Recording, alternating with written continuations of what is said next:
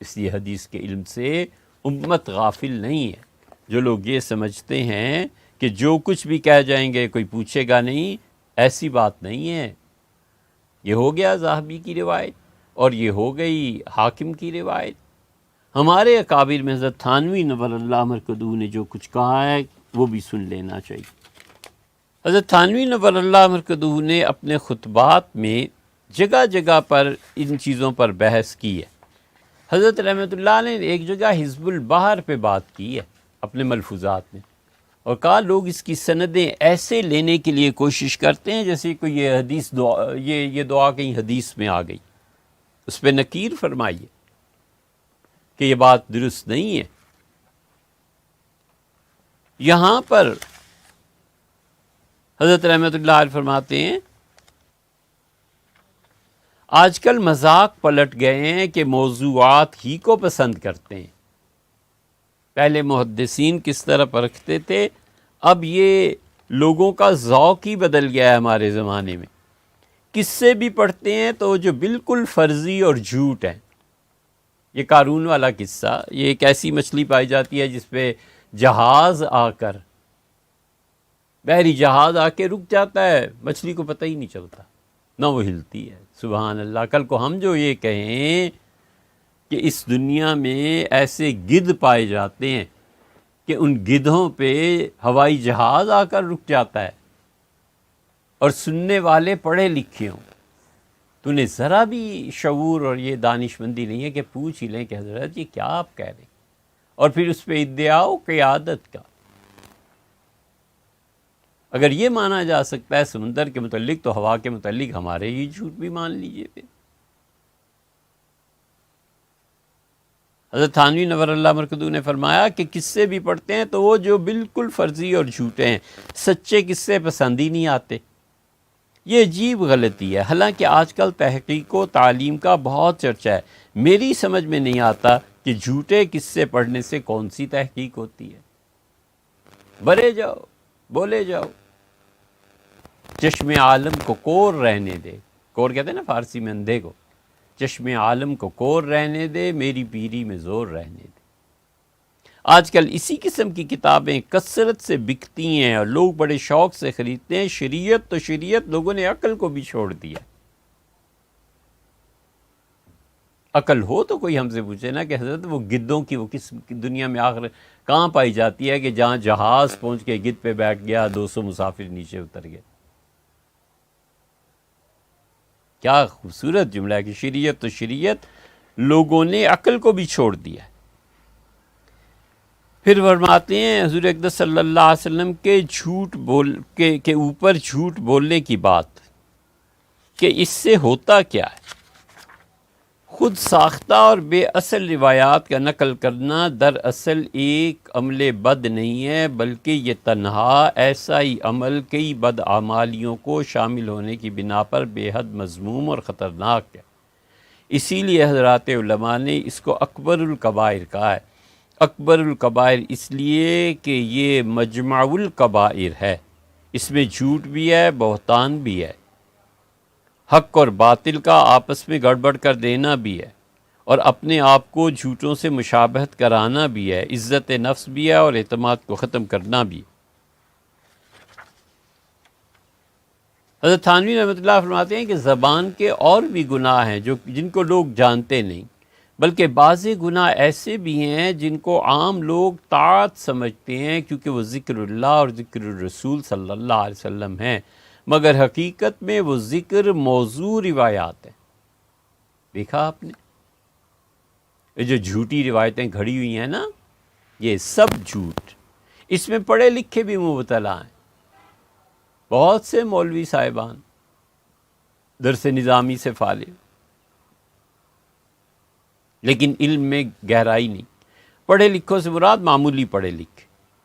اس کی مثالیں یہ ہیں کہ معراج نامہ پڑھنا، معراج نامہ اب بھی کہیں کہیں چھپا ہوا مل جاتا ہے۔ اب تو سرے سے دین ہی نہیں رہا تو کیا موضوع روایات اور کیا اصل روایات، الہاد بڑھتا جا رہا ہے۔ ساپن نامہ، سانپ ایک سپنی تھی، اس کی حکایت یہ بھی مل جاتی تھی۔ وفات نامہ پڑھنا، یہ سب کس سے موضوع ہیں؟ کسی معمولی آدمی کی طرف بھی غلط بات کی نسبت برا ہے، دنیا میں بھی گرفت ہوتی ہے۔ کوئی کسی کے متعلق جھوٹ بولے، چہ جائے کہ رسول اللہ صلی اللہ علیہ وسلم کی طرف غلط باتیں منسوب کی جائیں۔ یہ خرابی آج کل کے جاہل واعظوں کی ہے، جن کو علم تو ہے ہی نہیں کہ معتبر کتابوں سے صحیح روایات نکال سکیں۔ اس واسطے اردو کی کتابوں میں جو رنگین مضامین ہوں یاد کر لیتے ہیں تاکہ وعظ میں خوب دلچسپی ہو۔ وعظ میں جھوٹ بولتے رہو، سر دھنتے رہیں گے، لطیفے سناتے رہو، لوگ ہنستے رہیں گے۔ جھوٹی بات کا ایک علاج یہ بھی ہے کہ اس میں خوب رنگینی ہوتی ہے اور سامعین کو نفسانی لطف خوب آتا ہے، اور بات میں رنگینی نہیں ہوتی۔ ایک ناول اٹھا کر پڑھیے جس میں کسی جنگ کے حالات ہوں، اس میں دلچسپی ہوگی، اور ایک کسی مورخ کے لکھے ہوئے جنگ کے حالات یا سرکاری بات پڑھیے تو اس میں ایسی دلچسپی نہیں ہوگی۔ یہ معراج نامہ وغیرہ اسی لیے پڑھے جاتے ہیں تاکہ وعظ میں رنگ آوے۔ جاہلوں کے نزدیک تو ان سے وعظ میں رنگ آتا ہے اور وہ برستے ہیں، اور علماء و عارفین کے نزدیک انوار نہیں بلکہ نار برستی ہے۔ دلی اس کی حدیث ہے کہ من کذب علی متعمدا فلیتبوأ مقعدہ من النار۔ پھر آگے حضرت تھانوی رحمۃ اللہ کہتے ہیں بعض جاہلوں نے تو یہاں تک غضب کیا ہے کہ یہ سمجھ رکھا ہے کہ موضوع باتیں شریعت کے کسی فائدے کے لیے بیان کرنا درست ہے، جھوٹ بولے جاؤ، شریعت کا فائدہ ہوگا۔ یہ بالکل غلط ہے، اور اس میں دو خرابیاں، ایک تو یہ اس وعید کو سر لینا ہے جو ابھی بیان ہوئی، یعنی من کذب علی، اور دوسرے شریعت کی طرف ایک مسئلہ منسوب کرنا ہے۔ کیا ایسا اس سے جائز ہے؟ غلط روایتوں کو بیان کرنا در حقیقت یہ ظاہر کرتا ہے کہ دین میں یہ کمی رہ گئی تھی، یہ ایجاد فی الدین ہے، اور تجربے سے ثابت ہے کہ صرف ان لوگوں کے علم اور نظر کا قصور ہے۔ تیسری عبارت حضرت رحمۃ اللہ ایک چوتھی سنو، فرمایا کہ جھوٹے فضائل میں یہ اثر کہاں؟ جھوٹی روایتوں سے تو اس وقت ایسا جوش ہوتا ہے، لیکن ان میں فطری ظلمت ہوتی ہے کہ قلوب ان کو قبول نہیں کرتے، اور مجلس سے اٹھتے ہی ان کا ذرا اثر نہیں بات کی رہتا۔ چنانچہ دیکھ لیجئے کہ مصنوعی واعظوں میں کیا اثر ہے اور اہل اللہ اور محققین کے واعظوں میں کیا اثر ہے۔ بعض اہل قلب کے واعظوں کی مجلس میں سے جنازے اٹھے ہیں، یہ اصل اور واقعی باتوں کا اثر ہے۔ مصنوعی ہے اور اصلی ہے۔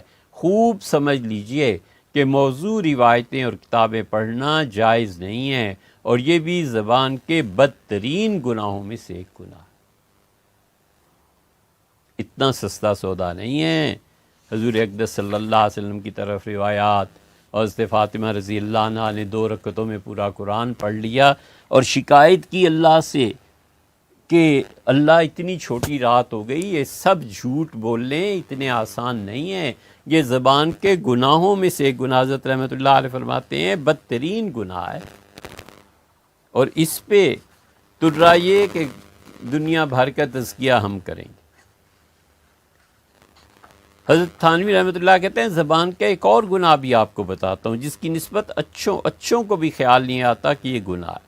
وہ گناہ یہ ہے کہ نظم لکھتے وقت جو کچھ زبان پر آ جائے لکھ ڈالتے ہیں، اور یہ سمجھ رکھا ہے کہ شاعر جو کچھ کہہ دے جائز ہے۔ یہ بالکل غلط ہے۔ شاعر مرفوع القلم نہیں ہوتا، بلکہ شعر کا حکم بھی وہی ہے جو نثر کا ہے، اور تحریر کا حکم بھی وہی ہے جو تقریر کا ہے۔ یہ شعراء اپنے کلام میں اکثر مدینہ طیبہ کا نام یثرب باندھتے ہیں، حالانکہ حدیث میں آیا ہے کہ یثرب جاہلیت کا نام ہے۔ حضور اقدس صلی اللہ علیہ وسلم یہ نام بدل کے طابہ رکھ دیا تھا۔ لطف یہ ہے کہ یثرب اور طابہ کا وزن ایک ہی ہے۔ شعر میں جہاں یثرب بن سکتا ہے وہاں طیبہ بھی بن سکتا ہے۔ پھر کیا ضرورت ہے کہ حضور صلی اللہ علیہ وسلم کے پسند کیے ہوئے نام کو چھوڑ کر ناپسندیدہ کو رکھ لیا جائے؟ اسی طرح جو اشعار شریعت کے خلاف ہیں ان کا لکھنا بھی گناہ، پڑھنا بھی گناہ، اور اس میں بہت عورتیں مبتلا ہیں۔ کوئی قصہ ماہ رمضان پڑھتی ہے، کوئی معجزہ آل نبی پڑھتی ہے، بلکہ آج کل عورتوں کی انتہائی تعلیم یہی کتابیں رہ گئی ہیں۔ ایک شخص نے کسی سے پوچھا کہ تم نے کہاں تک پڑھا ہے؟ تو کہا میں نے سب کچھ پڑھا ہے، معراج نامہ میں نے پڑھا ہے، معجزہ آل نبی پڑھا ہے، نور نامہ پڑھا ہے، میں نے ساپن نامہ پڑھا، سب کچھ پڑھا۔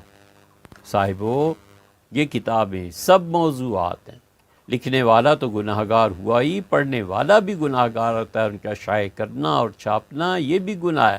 کیا دنیا میں یہ موضوعات ہی کی کتابیں رہ گئی ہیں؟